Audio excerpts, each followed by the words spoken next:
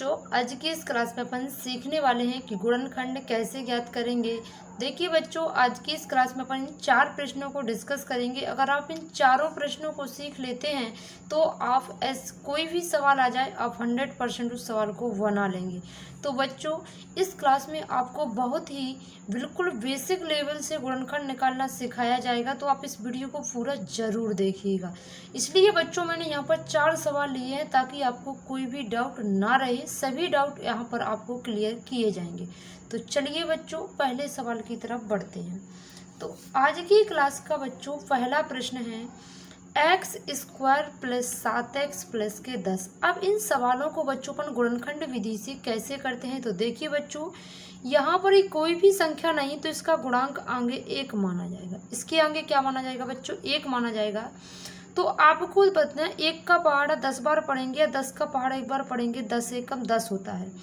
तो बच्चों, हमें ऐसी कोई 2 संख्याएं सोचना है कि जिनका हम गुणा कराएं तो हमें 10 मिल जाए, या उन संख्याओं को हम जोड़ें या उन संख्याओं को घटाएं तो हमें क्या मिले बच्चों? 7 मिले।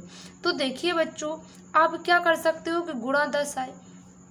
एक तो आप क्या करोगे, 10 एकम 10 होता है कि नहीं होता है, और एक होता है 5 दूनी 10।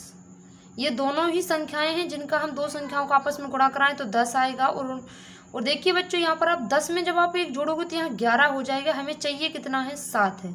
या बच्चों, 5 में 2 जोड़ेंगे तो कितना मिलेगा? हमें 7 मिलेगा। और 5 और 2 का गुणा कराएंगे तो हमें 10 मिलेगा। तो देखिए बच्चों, यहाँ पर हम यही संख्या लेंगे 5 और 2। हम क्या कर रहे हैं? 5 और 2 को जोड़ रहे हैं। बस आपको इतना कॉन्सेप्ट याद रखना है, हमने क्या किया? जोड़ा है। हम क्या लिखेंगे? x² प्लस ये जो x है बच्चों, इसको बाहर लिख लीजिए। और आपने क्या किया? 5 और 2 को जोड़ा है, तो आप पहले कोष्टक में 5 और 2 को यहाँ पर लिख दीजिए। लिख दिया बच्चों। प्लस का 10 था तो हमने प्लस का 10 लिख लिया। फिर क्या करना है बच्चों? इस x² को आप ऐसा ही लिखिए। इस x का गुणा 5 में कराइए बच्चों तो 5x हो जाएगा। इस x का गुणा आप 2 में कराएंगे तो 2x हो जाएगा। प्लस का 10 है तो आप प्लस का 10 लिख लीजिए। अब क्या करना है बच्चों? इसमें से दो में से इन 2 में से कॉमन लेना और इन 2 में से कॉमन लेना। कॉमन का मतलब क्या होता है बच्चों? कि इन दोनों में कौन सी संख्या सेम है। देखिए बच्चों, यहाँ पर भी x है, यहाँ पर भी x है, तो हम यहाँ से x ले लेंगे, x ही लेंगे। यहाँ पर से x निकलेगा बच्चों, यहाँ पर इसका मतलब ही x गुणा x लिखा है। x की घात 2 का मतलब क्या है? x गुणा 1। तो यहाँ से हमने x निकाल लिया तो 1x बचेगा। यहाँ से बच्चों x निकल गया, क्या बचेगा? 5 बचेगा। फिर प्लस यहाँ से क्या है? 2 निकाल सकते हैं बच्चों। x इसमें है लेकिन इसमें नहीं है तो x नहीं है, लेकिन 2 निकालेंगे तो 2 का भाग 5 में भी चला जाएगा तो x बचेगा। और 2 का पहाड़े में 10 कितने बार में आते हैं? 2 पंचे 10। अगर बच्चों आपकी ये और ये संख्या सेम आ रही है तो आपके गुणनखंड सही है। देखिए बच्चों, x + 5 और x + 5 2 बार लिखे, हम 1 बार लिख लेते हैं और एक बार x + 2 को लिख लेते हैं। तो देखिए बच्चों, आप लोगों ने कितनी आसानी से गुणनखंड निकालना सीखा है। अब चलिए बच्चों, इसका दूसरा सवाल लेते हैं ताकि आपको और बेहतर क्लियर हो जाए। तो यहाँ पर बच्चों देखिए, अब दूसरा सवाल क्या है? x² - के 2x और -8 है। तो यहाँ पर x² यानी बच्चों हमें क्या चाहिए? 8 चाहिए गुणा करने पर, और यहाँ कोई गुणांक नहीं है, 1 है तो 8 एकम 8 ही, और 2 चाहिए जोड़ने या घटाने पर। तो देखिए बच्चों, आप क्या कर सकते हो? एक तो होता है 4 दूना 8 और एक होता है 8 एकम 8। तो 8 में 1 जोड़ेंगे 9 होगा, 8 में से 1 घटाएंगे 7 बचेगा, जो कि क्या है? हमें चाहिए नहीं है बच्चों। 4 दूनी 8 होता है, हमें 8 चाहिए, और 4 में से आप 2 घटाएंगे तो 2 भी मिल जाएंगे। तो आप क्या कर रहे हैं? 4 में से बच्चों 2 को घटा रहे हैं। तो वैसा ही यहाँ पर लिखेंगे x² माइनस है तो माइनस, यहाँ से x हम बाहर ले लेंगे। हमने क्या किया बच्चों? 4 में से 2 को क्या किया है? घटाया है। फिर -8 है तो माइनस का 8 लिख देंगे। फिर क्या है? x² माइनस x का गुणा बच्चों 4 से होगा 4x, माइनस और माइनस प्लस हो जाएगा। x में 2 का गुणा होगा बच्चों 2x, और माइनस का कितना है? 8 है। अब फिर से जो इसमें किया था बच्चों वही यहाँ पर भी करेंगे। यहाँ से 2 में से इन दोनों में से कॉमन लेंगे और इन दोनों में से कॉमन लेंगे। तो यहाँ पर हमें क्या संख्या कॉमन दिख रही है? x यहाँ पर भी है और यहाँ पर भी है। एक x बच्चों निकलेगा, एक x बचेगा। यहाँ से x निकल जाएगा, माइनस का 4 बार बचेगा। प्लस बच्चों यहाँ से क्या लेंगे? कॉमन 2 है, क्योंकि 2 के पहाड़े में 8 भी आते हैं और 2 भी आते हैं। तो x बचेगा माइनस 2 चौका बच्चों 8।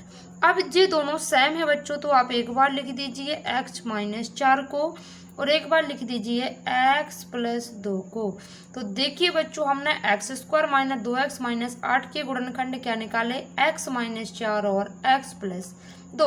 आई होप बच्चों आपको ये दोनों सवाल क्लियर हुए होंगे। चलिए बच्चों बढ़ते हैं तीसरे प्रश्न की तरफ। तीसरा प्रश्न है 3x स्क्वायर माइनस के x और कितना है बच्चों, माइनस के 4। ये आज का प्रश्न है तीसरे नंबर का, जिसको हम बच्चों सॉल्व करने वाले हैं। तो देखिए बच्चों, यहाँ पर इस प्रश्न को सॉल्व करेंगे तो क्या है, यहाँ के आगे इस एक्स स्क्वायर का गुणांक कितना है 3, तो 3 का पहाड़ा बच्चों 4 बार पढ़िए, 3 का कितना होता है प्यारे बच्चों, 12 होता है।